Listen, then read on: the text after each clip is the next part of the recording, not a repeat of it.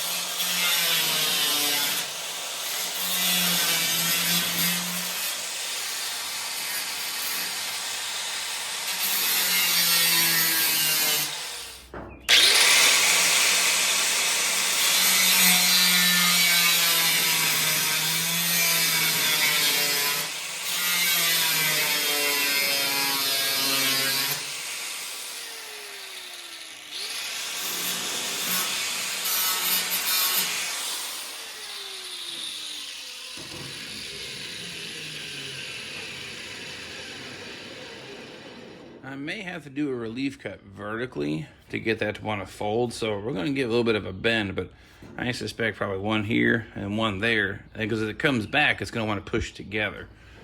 So, and we got all my junk in the trunk.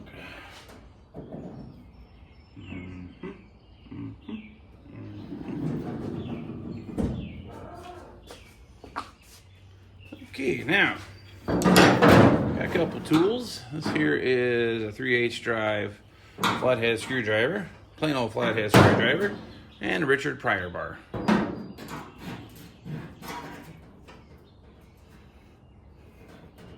And what we can do is you can see you can twist it and it starts to move.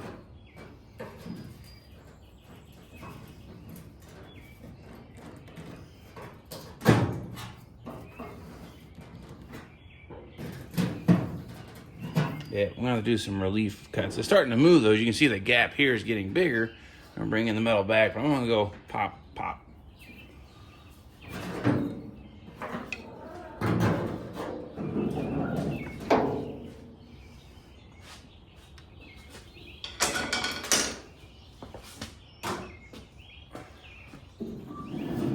Guess I need this.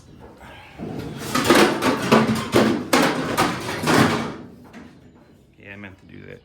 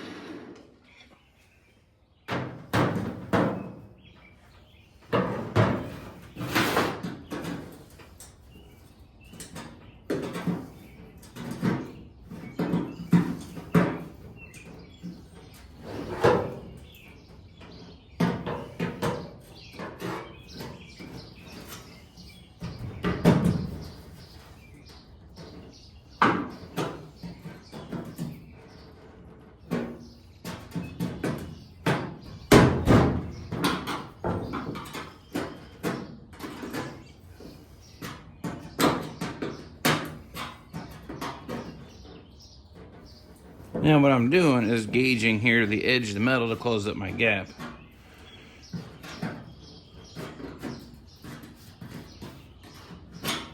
Now that looks pretty good.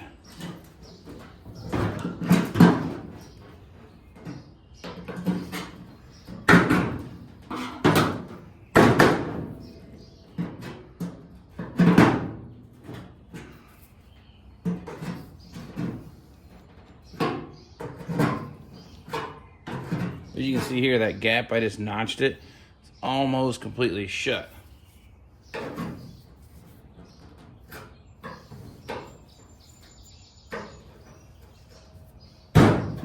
that corner is just stout.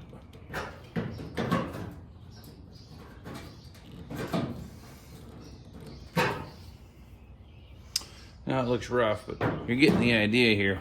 Closing up that gap. Now that inside face now is like a 90-degree bend now, which is where I wanted it at anyway. So I'll work on doing this here, clean that edge up.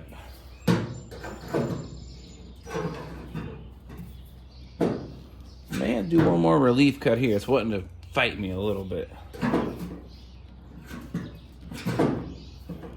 But you can tell now the height though, it's a little taller than it was, so I have to buzz this down just a little bit. So when I clean up that rough edge, I'll knock this down just a little bit.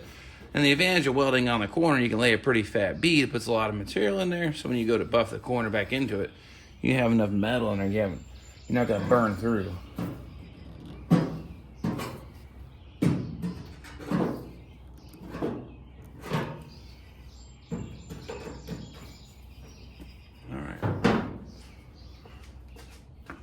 Maybe you can see now the gap is closing up between the trunk and that radius. Now, of course, we have an opening here, but we're going to cut a little strip of metal and weld that into that place. I should weld pretty easy being that's a vertical face and everything, but I want you to see this. So you can recall before, That was laid way back. Now we're almost nice and perpendicular, so that looks a whole lot better. So now, just make a little cardboard template and cut me a little sliver of metal to that shape. Then we burn it into place. All right, I'm gonna dress the edge here. I don't want to take metal off. Just take off where I basically cut it off with the cutoff wheel.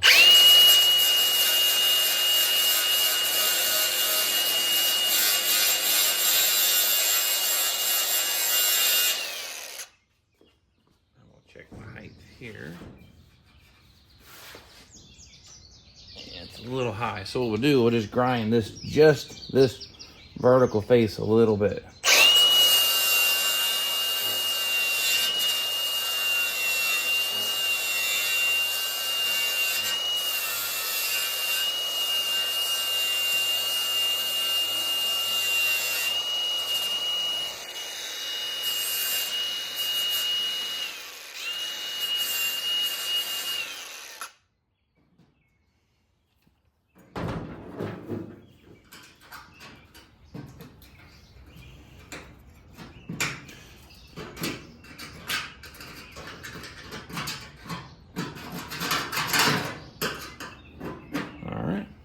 Now what we're doing, I'm taking a piece of cardboard, I'm going to cut it back. I've got it matching that radius pretty good. What I'm doing is dragging my nail over that vertical edge. Hopefully it'll leave an impression.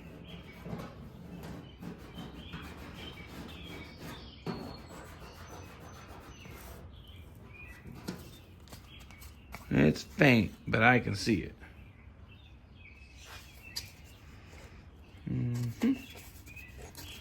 These aren't safety scissors, so don't let your kids play with those. Heck, I probably shouldn't be using them either.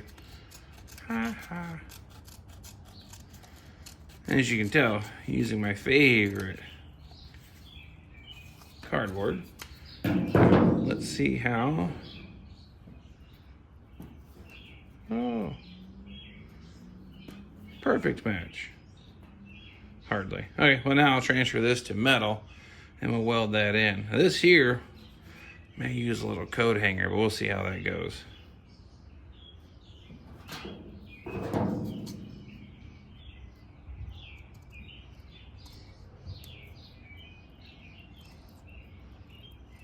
Okay, transfer this to metal and get that put in. All right, I got my little filler piece all cut out here. As you can see, she's just gonna lay in there like that. We're gonna stitch weld that all into place, one little bit at a time. Try not to get too much heat into it, but the advantage is we're on the corner, so we get a little more strength. So, but anyway, I'm gonna start tacking this thing here into place until we get it all burned back in. Where our magnet comes into hand here.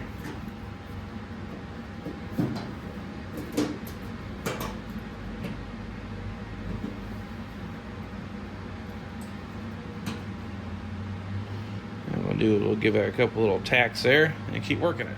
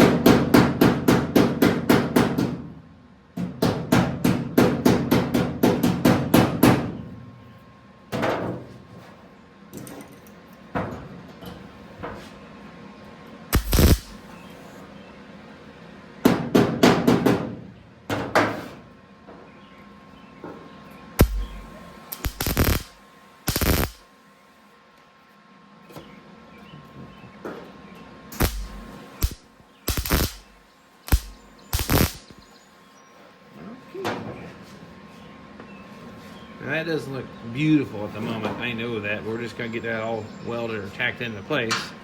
Now I'm going to get something to fill in that little spot there.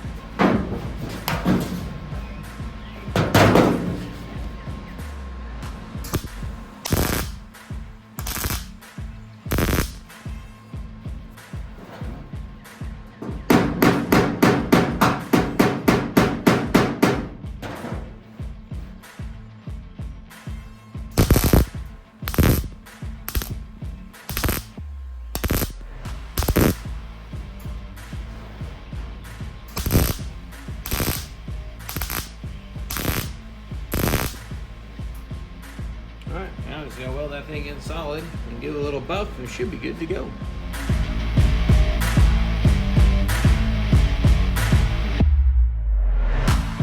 Okay, all welded, and now what we gotta do is just give us a quick little buff down. Again, trying to keep heat down, but that should really close up our gap. So I'm gonna use the 60 grit flap wheel on that and just work that back and forth. Then you can actually then work that radius here, because like weld on the corner pretty heavy. That way it's nice and structurally sound, but by the time I'm done buffing it, it should be just about non-visible, or basically won't be able to tell at all what I did.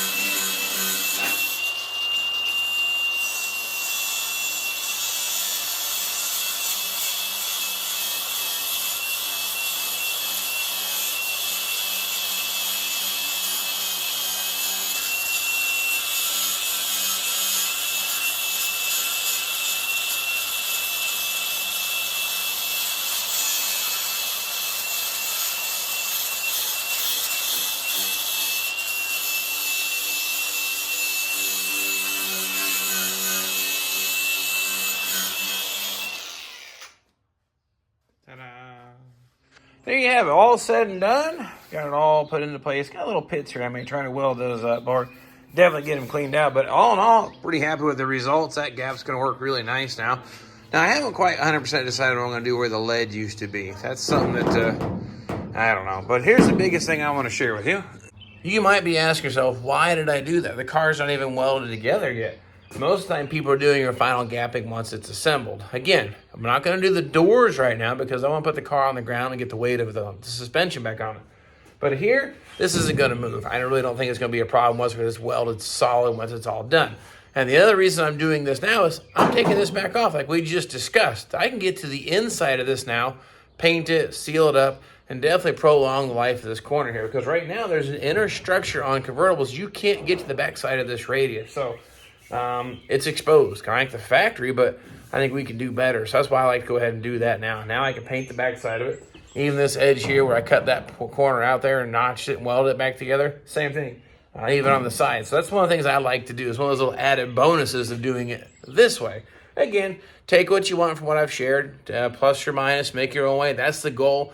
Basically, kind of get you inspired, create your own ideas. Like I said, this has all been self-taught for the most part. I do get some helpful tips and hints, and watching some other viewers, I do pick up some stuff too. So that's how we're going to do this. We're going to share the information is the plan. So anyway, corner has been modified. I got to test fit the trunk latch mechanism, make sure that's going to work. All that is operational and good. I'm taking this thing apart. I'm going to start welding it all together, and we'll have us a completely rebuilt 1968 Firebird body shell. So, of course, I will definitely be grabbing the camera for parts of this, and hope to see you all then.